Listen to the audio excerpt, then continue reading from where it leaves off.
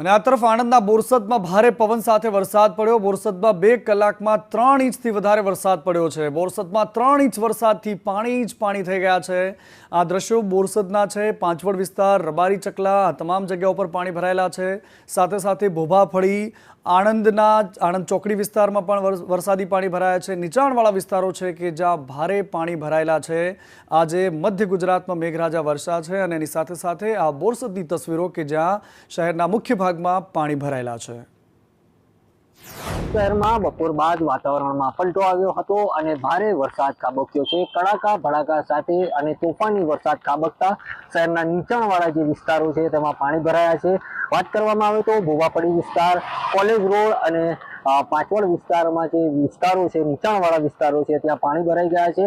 છેલ્લા સતત 1 કલાકથી આ વરસાદી વાતાવરણ છે અને વરસાદ વરસી રહ્યો છે। તોફાની પવન સાથે આ વરસાદ વરસી રહ્યો છે, જેના લઈને નીચાણવાળા જે વિસ્તારો છે ત્યાં પાણી ભરાઈ ચૂક્યા છે, તેમજ વાતાવરણમાં ઠંડક પ્રસરી જવા પામી છે। ઇરશાદ સૈયદ, સંદેશ ન્યૂઝ,